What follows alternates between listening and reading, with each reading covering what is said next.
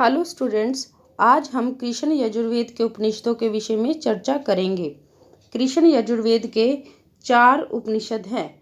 पहला है कठोपनिषद, दूसरा है मैत्रायणी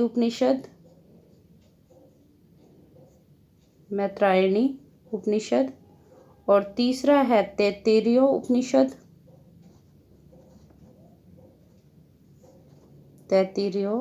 उपनिषद और चौथा है आपका श्वेताश्वत्रो उपनिषद।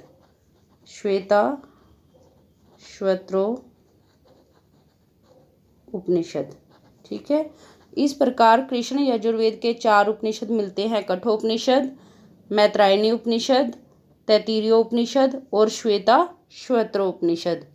अब हम सबसे पहले कठोपनिषद यानी कि कृष्ण यजुर्वेद के पहले उपनिषद के बारे में पढ़ते हैं।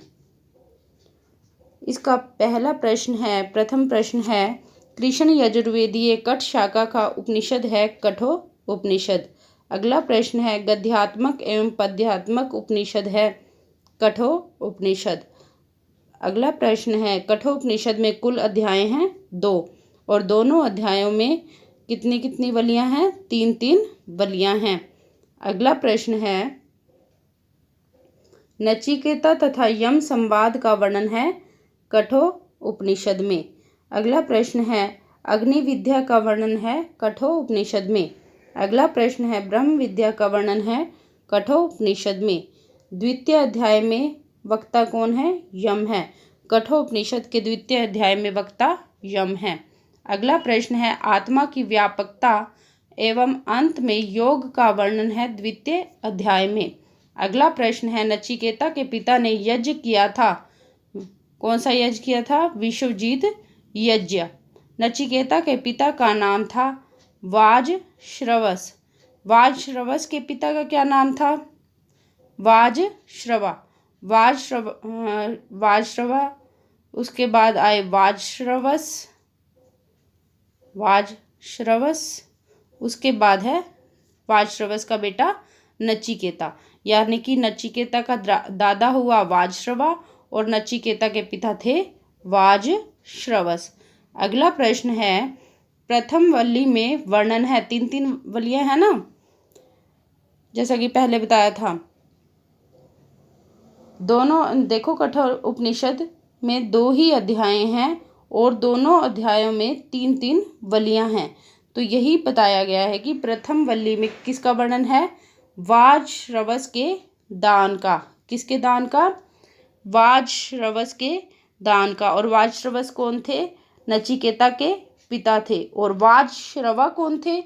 वो नचिकेता के दादा थे। ठीक है, और वाजश्रवस नचिकेता के पिता थे। प्रथम वल्ली में नचिकेता के पिता वाजश्रवस के दान का वर्णन किया गया है। अगला प्रश्न है नचिकेता की कथा का वर्णन है प्रथम अध्याय में। नेक्स्ट प्रश्न है आपका वाजश्रवस ने क्रोध में यमलोक जाने को कहा था नचिकेता को यम ने कितने वर दिए थे? 3। प्रथम वर में नचिकेता ने मांगा था पिता के शांत संकल्प, प्रसन्न एवं क्रोध रहित होने का।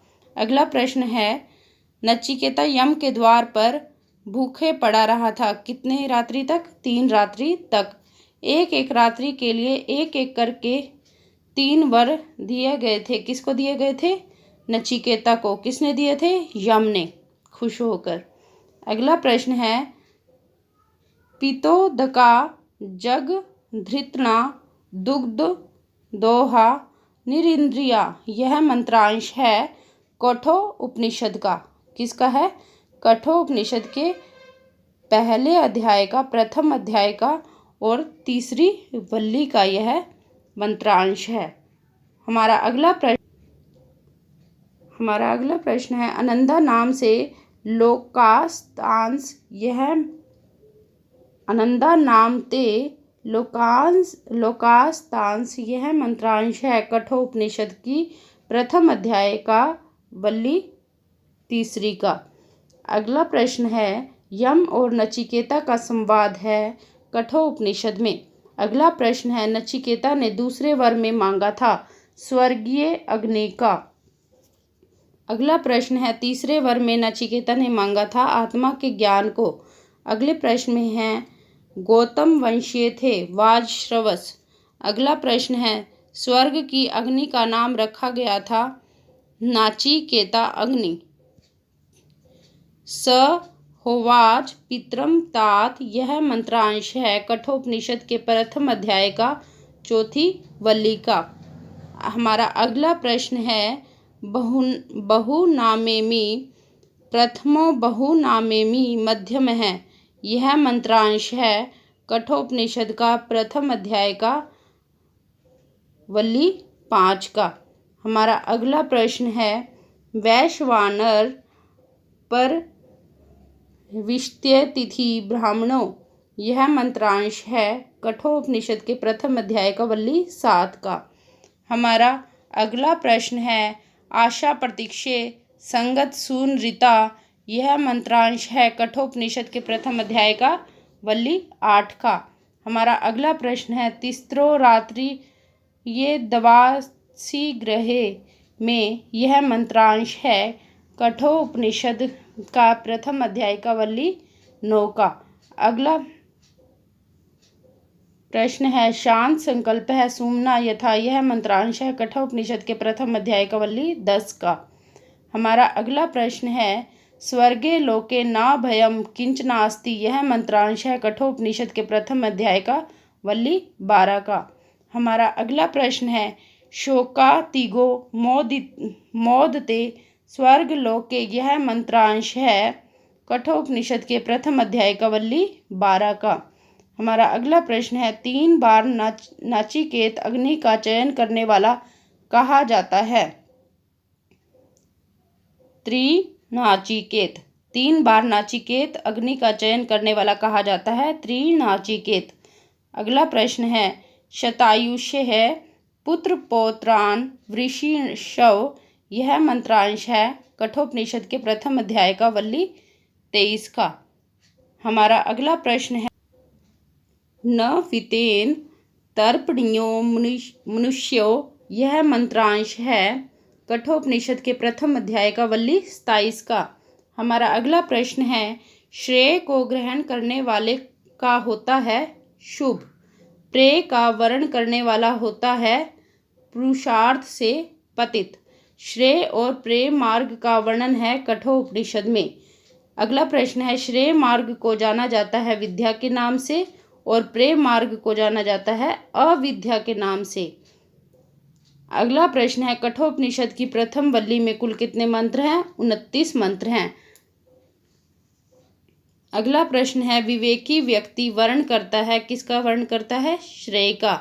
मंद बुद्धि व्यक्ति वर्ण करता है प्रेय का। देखो बच्चों, प्रेय मार्ग को अविद्या के नाम से जाना जाता है, इसमें बताया गया ना, प्रेय मार्ग को विद्या के नाम से जाना जाता है। इसको ऐसे याद कर लो, प्रेय से प्रेत, ठीक है। तो प्रेत तो अविद्या के ही चयन करेगा और प्रेय मार्ग का चयन करने वाला व्यक्ति क्या होगा? मंद बुद्धि व्यक्ति ही प्रेय मार्ग का चयन करेगा और विवेकी व्यक्ति श्रेय मार्ग का वर्ण करेगा। हमारा अगला प्रश्न है, अविद्या या च विद्येति ज्ञाता, यह मंत्रांश है कठोपनिषद के प्रथम अध्याय के वल्ली 4 का। हमारा अगला प्रश्न है,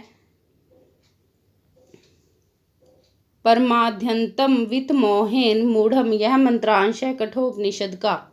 हमारा अगला प्रश्न है, शृण्वन्तो अपि बहवो यम न विद्यु, यह मंत्रांश है कठोपनिषद का।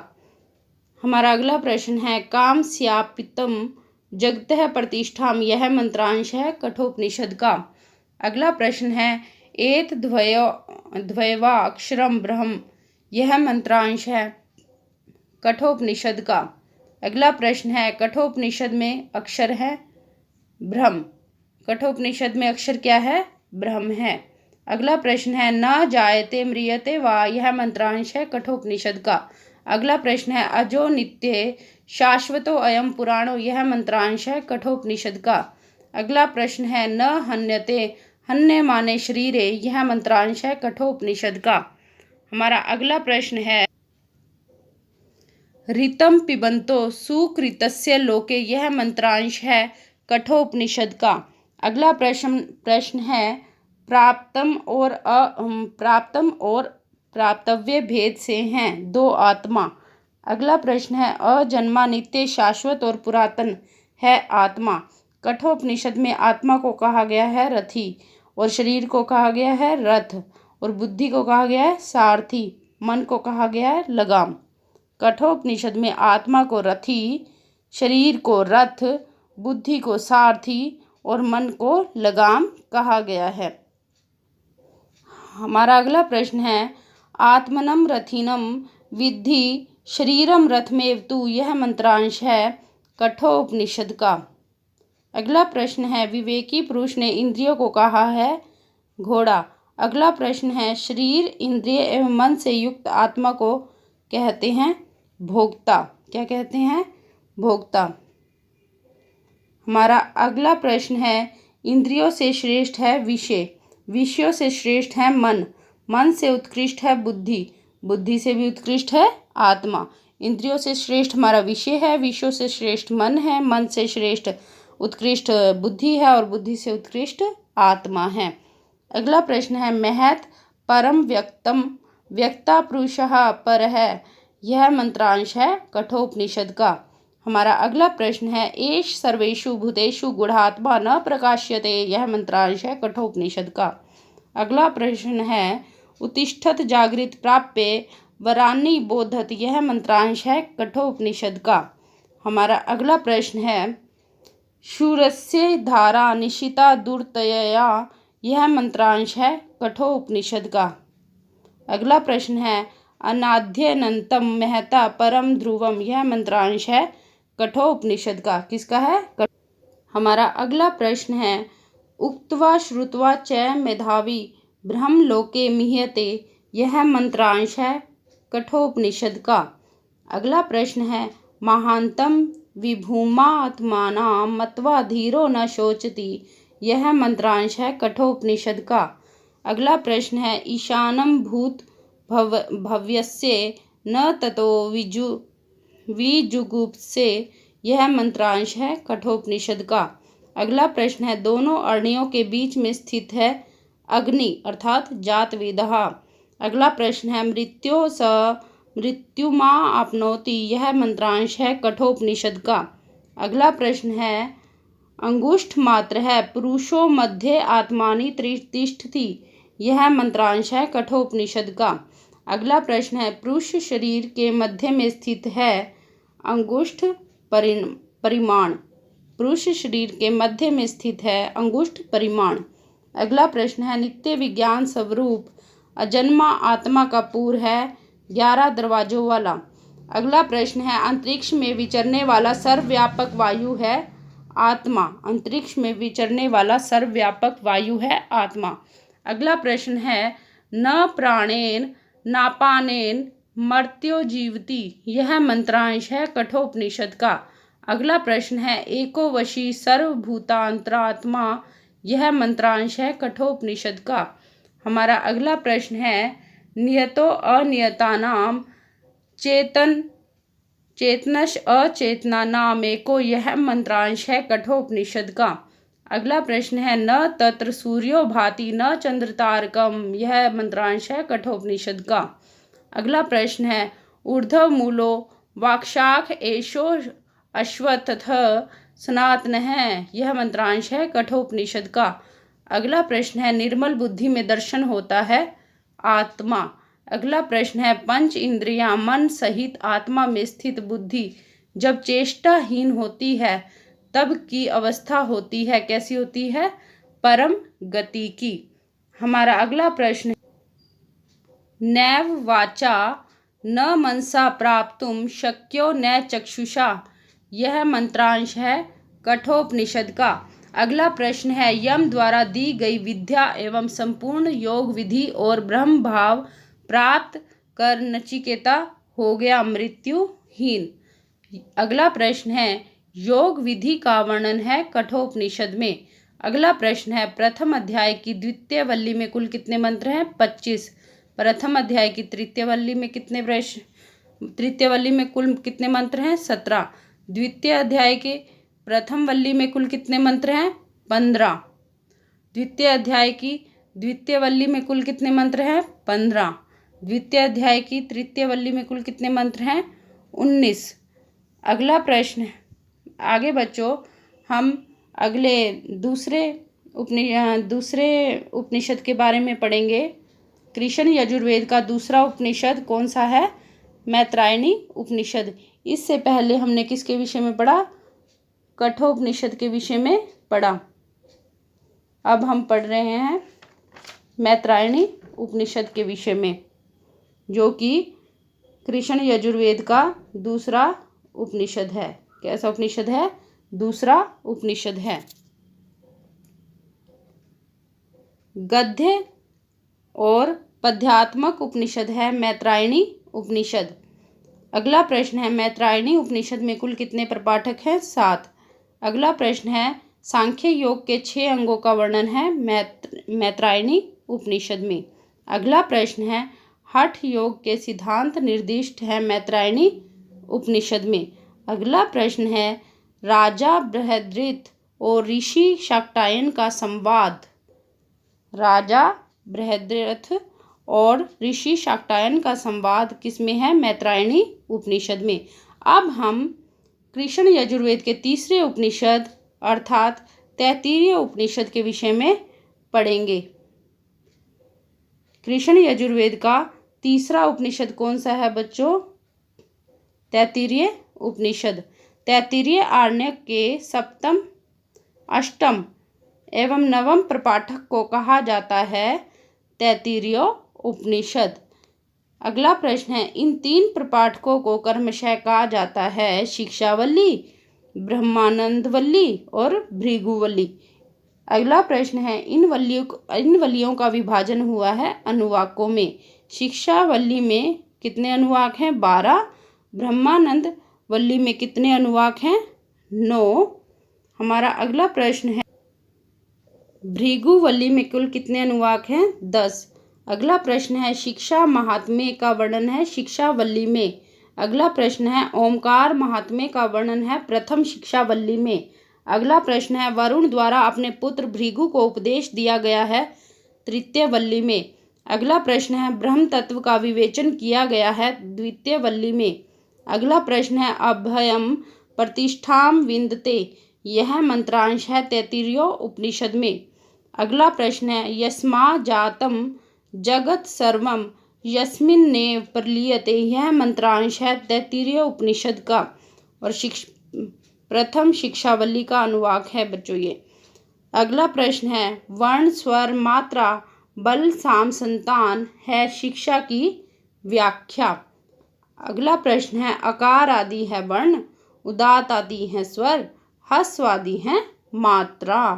अगला प्रश्न है, शब्दोच्चारण में होने वाला प्रयत्न है बल, एक ही नियम से उच्चारण करना है साम, संहिता है संतान। अगला प्रश्न है, संहिता संबंधी उपनिषदों को बांटा गया है 5 प्राधिकरणों में। कितने 5 अधिकरणों में संहिता संबंधी उपनिषदों को बांटा गया है 5 अधिकरणों में। कौन कौन से? अधिलोक, अधिज्योतिष, अधिविद्या, अधिप्रज और अध्यात्म। अगला प्रश्न है, इन अधिकरणों को विद्वानों ने कहा है महासंहिता। अगला प्रश्न है, संहिता का प्रथम वर्ण है पृथ्वी, संहिता का अंतिम वर्ण है द्युलोक और संहिता का मध्य भाग है आकाश। महासंहिता में पूर्व वर्ण है अग्नि, महासंहिता में उत्तर वर्ण है आदित्य। अगला प्रश्न है, संध्यते प्रजया पशुभी, यह मंत्रांश है तैत्तिरीय उपनिषद का। अगला प्रश्न है, ब्रह्मवर्चसेना नाध्येन सुवर्गेण लोकेन, यह मंत्रांश है तैत्तिरीय उपनिषद का। किसका? तैत्तिरीय उपनिषद। अगला प्रश्न है, समेंद्रो मेध्या, यह मंत्रांश है तैत्तिरीय उपनिषद का। अगला प्रश्न है अमृतस्य देव धारणो भूयासम, यह मंत्रांश है तैत्तिरीय उपनिषद का। अगला प्रश्न है श्रीरम में विचर्षणम, यह मंत्रांश है तैत्तिरीय उपनिषद का। अगला प्रश्न है कर्णाभ्याम भूरि विश्रुवम, यह मंत्रांश है तैत्तिरीय उपनिषद का। अगला प्रश्न है श्रुतम में गोपाय, यह मंत्रांश है तैत्तिरीय उपनिषद का। अगला प्रश्न है कुर्वाणा चीर मात्मनः, यह मंत्रांश है तैत्तिरीय उपनिषद का। अगला प्रश्न है भूर्भुवः सुवरिति वा, यह मंत्रांश है तैत्तिरीय उपनिषद का। अगला प्रश्न है भूरिति वा अयं लोकः, यह मंत्रांश है तैत्तिरीय उपनिषद का। अगला प्रश्न है आदित्येन वाव सर्वे लोका महीयन्ते, यह मंत्रांश है तैत्तिरीय उपनिषद का। अगला प्रश्न है भूरिति वे प्राणः, यह मंत्रांश है तैत्तिरीय उपनिषद का। अगला प्रश्न है तीन व्याहृतियाँ हैं भूवः और स्वः। अगला प्रश्न है आकाश शरीरम ब्रह्म, यह मंत्रांश है तैत्तिरीय उपनिषद का। अगला प्रश्न है सत्यातम प्राणारामम मन आनंदम, यह मंत्रांश है तैत्तिरीय उपनिषद का। अगला प्रश्न है वायुरादित्य चंद्रमा नक्षत्राणि, यह मंत्रांश है तैत्तिरीय उपनिषद का। हमारा अगला प्रश्न है पृथ्वी अंतरिक्ष द्युलोक दिशाएं एवं अवान्तर दिशाएं हैं लोकपांकत, क्या है लोकपांकत। अगला प्रश्न है अग्नि वायु आदित्य चंद्रमा और नक्षत्र हैं देवता पांकत। अगला प्रश्न है जल औषधि वनस्पति आकाश और आत्मा है भूत पांकत। अगला प्रश्न है सत्यम च स्वाध्याय प्रवचने च, यह मंत्रांश है तैत्तिरीय उपनिषद का। अगला प्रश्न है कीर्ति पृष्ठम गिरेरीव, यह मंत्रांश है तैत्तिरीय उपनिषद का। अगला प्रश्न है सत्यम वद धर्मचर, यह मंत्रांश है तैत्तिरीय उपनिषद का। अगला प्रश्न है स्वाध्यायनमा प्रमदः, यह मंत्रांश है तैत्तिरीय उपनिषद का। अगला प्रश्न है देव पितृ कार्याभ्याम न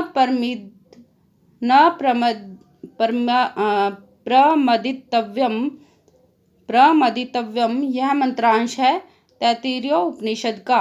अगला प्रश्न है मातृ देवो भव पितृ देवो भव, यह मंत्रांश है तैत्तिरीय उपनिषद का। अगला प्रश्न है आचार्य देवो भव, यह मंत्रांश है तैत्तिरीय उपनिषद का।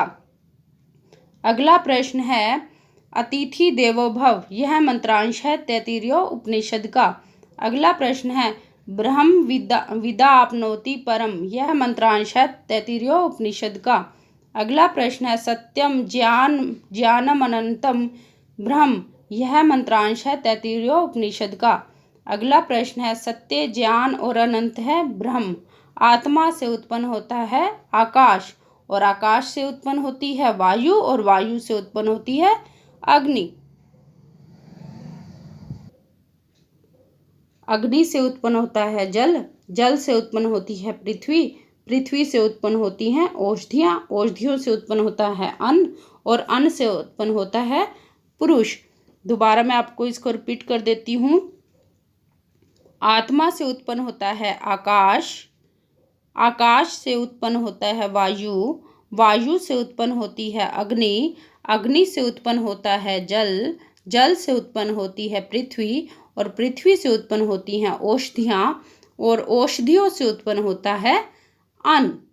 ठीक है बच्चों।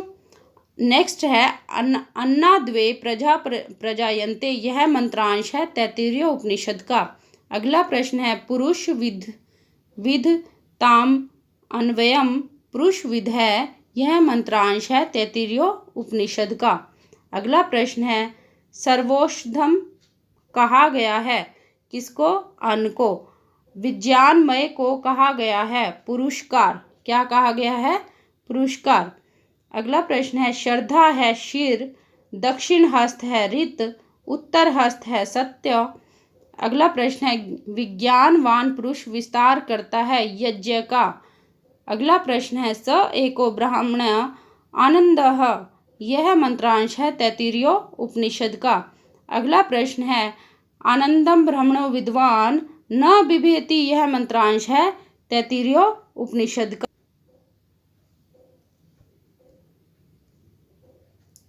अग्नि से उत्पन्न होता है जल, जल से उत्पन्न होती है पृथ्वी, पृथ्वी से उत्पन्न होती है औषधियाँ, औषधियों से उत्पन्न होता है अन्न, अन्न से उत्पन्न होता है पुरुष। दोबारा बता देती हूँ, आत्मा से उत्पन्न होता है आकाश, आकाश से उत्पन्न होता है वायु, वायु से उत्पन्न होती है अग्नि, अग्नि से उत्पन्न होता है जल, जल से उत्पन्न होती है पृथ्वी, पृथ्वी से उत्पन्न होती हैं औषधियाँ, औषधियों से उत्पन्न होता है अन्न और अन्न से उत्पन्न होता है पुरुष। हमारा अगला प्रश्न है अन्नाद्वे प्रजा प्रजायन्ते, यह मंत्रांश है तैत्तिरीय उपनिषद का। अगला प्रश्न है पुरुष विधता अन्वयम पुरुष विध है, यह मंत्रांश है तैत्तिरीय उपनिषद का। अगला प्रश्न है सर्वौषध कहा गया है, किसको कहा गया है? अन्न को। अगला प्रश्न है विज्ञानमय को कहा गया है पुरुषाकार। अगला प्रश्न है श्रद्धा है शिर, दक्षिण हस्त है ऋत, उत्तर हस्त है सत्य। अगला प्रश्न है विज्ञानवान पुरुष विस्तार करता है यज्ञ का। स एको ब्राह्मण आनंद है, यह मंत्रांश है तैत्तिरीय उपनिषद का। आनंदम ब्रह्मणो विद्वान न बिभेति, यह मंत्रांश है तैत्तिरीय उपनिषद का। अगला प्रश्न है प्रश्नों का उत्तर एवं ब्रह्मोपदेश दिया गया था भृगु को। अगला प्रश्न है यतो वा इमानि भूतानि जायन्ते, यह मंत्रांश है तैत्तिरीय उपनिषद का। अगला प्रश्न है प्राणेन जातानि जीवन्ति, यह मंत्रांश है तैत्तिरीय उपनिषद का। अगला प्रश्न है आकाशे पृथ्वी प्रतिष्ठिता, यह मंत्रांश है तैत्तिरीय उपनिषद का। बच्चों, आज अब हम कृष्ण यजुर्वेद के चौथे उपनिषद श्वेताश्वत्रो उपनिषद के विषय में पढ़ेंगे।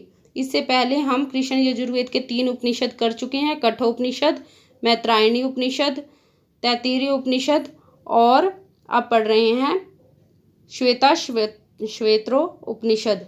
इसका पहला प्रश्न है शैव धर्म का प्रतिपादक उपनिषद है श्वेताश्वत्रो उपनिषद। इसमें कुल कितने अध्याय हैं? इसमें कुल 6 अध्याय हैं। कठोपनिषद के मंत्र यथावत रूप से विद्यमान है, किसमें विद्यमान है? श्वेताश्वत्रो उपनिषद में विद्यमान है। अगला प्रश्न है ब्रह्म की व्यापकता और उनके साक्षात्कार के उपाय वर्णित हैं।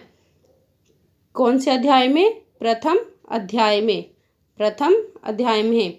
अगला प्रश्न है 6 अध्याय है ना श्वेताश्वत्रो उपनिषद में, तो पहले अध्याय में क्या है? ब्रह्म की व्यापकता और उनके साक्षात्कार के उपाय वर्णित है। और द्वितीय अध्याय में है योग का वर्णन। द्वितीय अध्याय में क्या है बच्चों? योग का वर्णन। और तृतीय अध्याय में क्या है? ईश्वर की स्तुति रुद्र रूप में तृतीय अध्याय में की गई है। और ब्रह्म की माया का वर्णन कौन से अध्याय में है? चतुर्थ अध्याय में। अगला प्रश्न है गुणात्मिका होती है सृष्टि। अगला प्रश्न है द्वैतवादी सांख्य सिद्धांत का वर्णन है श्वेताश्वत्रो उपनिषद में। अगला प्रश्न है परमात्मा के जीव रूप शरीर धारण का वर्णन है श्वेताश्वत्रो उपनिषद में। अगला प्रश्न है एक रूप ब्रह्म का देव रूप में वर्णन किया गया है 6ठ अध्याय में। अगला प्रश्न है श्वेताश्वत्रो उपनिषद कैसा है? पद्यात्मक है या गद्यात्मक है? श्वेताश्वत्रो उपनिषद पद्यात्मक है। इस प्रकार बच्चों हमने कृष्ण यजुर्वेद के भी सभी उपनिषदों के विषय में पढ़ लिया है।